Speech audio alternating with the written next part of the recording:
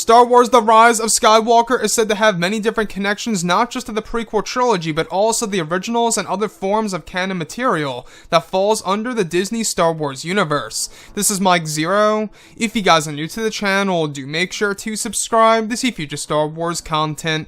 Now, the thing that really impresses me about Episode 9 is exactly how hard J.J. Abrams really is working on this movie in order to not only end the sequel trilogy, but to tie the entire Skywalker saga together into one big epic movie that's going to drop on December 19th of this year. And the thing that also impresses me is that this movie really is going to have a lot of elements added in that's going to change how we actually view some of the past Star Wars films. Now, these past couple of weeks or so, we've been learning a whole lot more about this film, and when it all comes down to one of the concept art descriptions, this is where things begin to get very intriguing for the characters of Rey, Obi-Wan Kenobi, and even Luke Skywalker. Now, specifically, a description of Rey on board of the Millennium Falcon, where it's described that she is going through her storage where many of Luke's belongings from Act 2 were taken from his hut during the events of Episode 8. It said that Luke kept many of his belongings locked away and kept them a secret, one of which that Rey comes across is described to be a thick, leathery book that once belonged to Obi-Wan Kenobi, that Luke kept hidden away on the planet of Act 2, where Rey is said to be flipping through the pages where she comes across instructions on how to build and repair a lightsaber hilt. It's implied that this is how Rey will learn to reforge the Skywalker family saber. Another object that once belonged to Obi-Wan Kenobi that Luke kept away is a necklace that once belonged to a Jedi during Order 66. It's described to have a metallic cylindrical object attached to the necklace that is said to be a relic taken from the Jedi Temple. Lastly, Rey also comes across an object that Luke kept a secret that once belonged to Obi-Wan Kenobi, where it's described to be a little box that contains a letter written by Obi-Wan Kenobi about his friend Anakin Skywalker who became Darth Vader. During Obi-Wan's time on Tatooine, it said that he kept a journal and a log of his day-to-day life in order to pass time.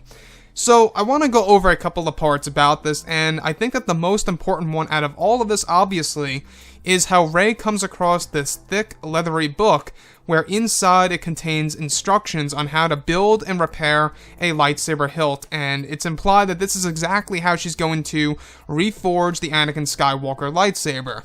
And that was the biggest question of all, right? A lot of people have always been wondering exactly how did Rey really repair Anakin Skywalker's lightsaber in Episode 9. Now, if you guys go ahead and check out the teaser trailer, you can see that there are some design differences there, especially in the middle of the hilt, and of course, even the size of the hilt. It appears to be a little bit smaller than it was before because she probably had to combine the two halves and really do something specific in order to keep them interlocked. So, the fact that she comes across this book and is able to see the instructions on how to build and repair a lightsaber, this most definitely implies that this is actually going to point toward exactly how she rebuilds Luke Skywalker's iconic lightsaber. Now, you guys may recall that most likely this is exactly how Luke was able to create his green one, as seen in Return of the Jedi. And I think that this is a clever way of J.J. Abrams by really combining, what Luke Skywalker kept hidden away on Act 2, as well as different relics and artifacts of course, Obi-Wan Kenobi that are now in the hands of Rey. Now, another piece that I do want to go over is this necklace that is actually said to once belong to a Jedi that lived throughout the Order 66 era. So right when Order 66 happened, as you all know, a lot of Jedi fell, a lot of them died, only, a handful of them lived around the entire galaxy. And what I find so very inspiring about this is that this is yet a direct callback to that of the prequel trilogy era, where Obi-Wan has a relic that actually, existed during the times of Order 66 and beyond. And that once belonged to a Jedi that was a fallen Jedi that Obi-Wan Kenobi collected from, of course, the Jedi Temple. Could have very well have been one of the Padawan/younglings that we saw in Revenge of the Sith. That's a big possibility. And lastly, alright, the one of the letter that's actually inserted into a small metallic box that Rey opens up, where Obi-Wan is actually said to have a letter that was written about Anakin Skywalker, his dear friend, that once became Darth Vader.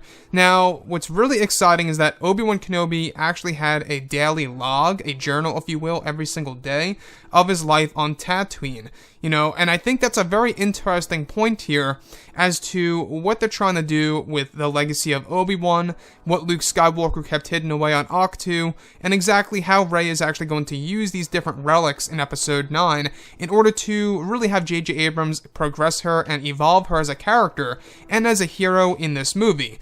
So nonetheless, guys, I love all of these different connections. I think it's very impressive and fascinating to me, the fact that they are making all these different connections to the originals and to the prequel trilogy era and everything around those lines. So anyways, guys, drop a comment below. Let me know what you think about all of this in the comments. And if you guys did enjoy the content for today, do make sure to drop a thumbs up on this video to support the channel. I thank you all so very much for the kind support, and I'll catch you guys next time.